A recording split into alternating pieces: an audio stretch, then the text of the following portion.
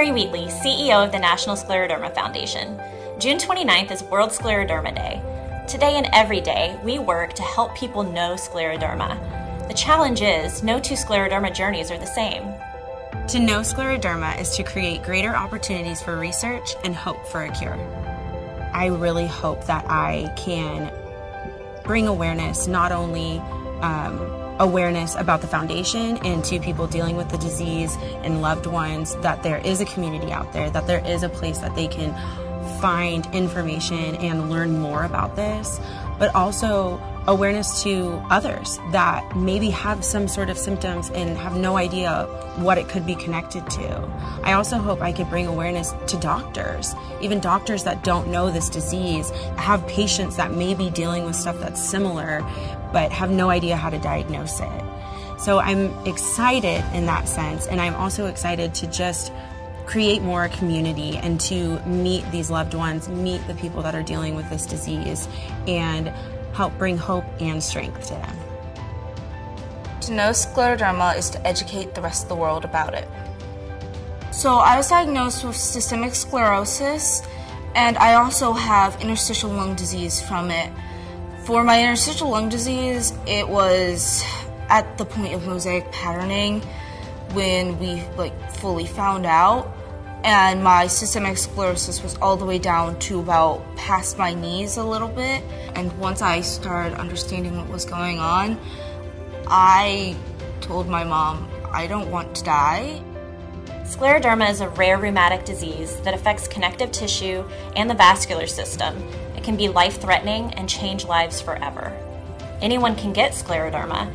The cause is still unknown and there is no cure. So I think one of the biggest barriers actually is young people being concerned about will there be funding and support for my research career.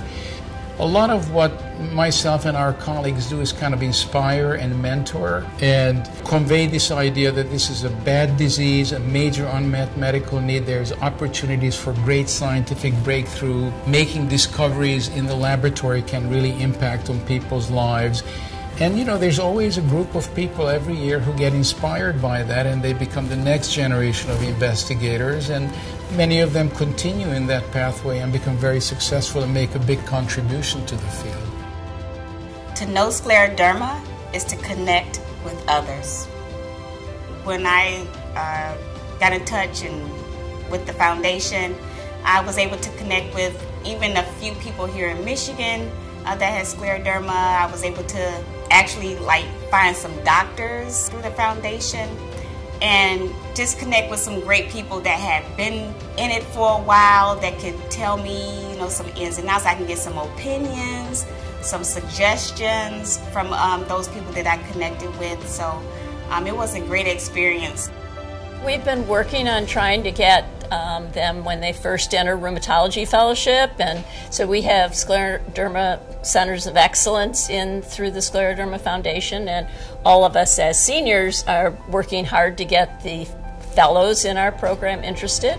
We have a few places that actually have funded scleroderma fellowships, and that is a big opportunity for young investigators to get started. The Scleroderma Foundation has had these young investigator research grants, which is another really important role for young investigators to get funded. We just need more of it. At the National Scleroderma Foundation, it's our mission to advance medical research, promote disease awareness, and provide support and education to people with scleroderma, their families, and support networks. To know scleroderma is to know you can still have a full life. Having scleroderma led to my double lung transplant, which was the hardest experience of my life.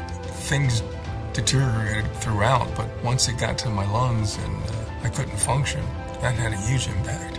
It was really hard going through that process and dealing with that surgery. And, I was diagnosed with PTSD following the surgery because of how it impacted me, and it was really a difficult experience. But I'm glad I went through it. I'm glad to be here. I'm glad to be functioning, upright, and being able to do things. To know scleroderma is to know your support network. My daughter Carmen was just the classic Key West girl. She went to the high school, of course. She was a cheerleader. She was a waitress at a local restaurant. She enjoyed working with children. She was a substitute teacher there at the Key West High School. Subsequently got her degree. And when she received the diagnosis, she approached it in that way, in an academic way. So she has a very pragmatic approach to it. And I respect her for that. We were totally unaware of what it was, where it came from, or what the effect would be. So we just backed her every way as much as we could. The study of twins is a golden tool to know if something is environmental or genetic, because if it is genetic and you have identical twins, you expect both of them to have scleroderma. And our studies have shown that really scleroderma only occurs in 4 to 5% of the twins, which means it's likely to be more of an environmental trigger that happens in individuals who have a susceptible genetic background. So they're prone to developing scleroderma, but they don't develop it until they get hit with whatever factor it is that triggers it. There's been case reports, individual reports of a variety of things that have been linked to scleroderma or scleroderma-like illnesses in individual cases, but it's not all the same factor. The National Scleroderma Foundation is leading the way in funding innovative research to understand the cause, discover the mechanism, and overcome scleroderma forever. We can help you to know scleroderma and to find the resources and connections you need to find your best path forward. The more you know scleroderma, the closer we get to overcoming this disease forever. Learn more at www.scleroderma.org.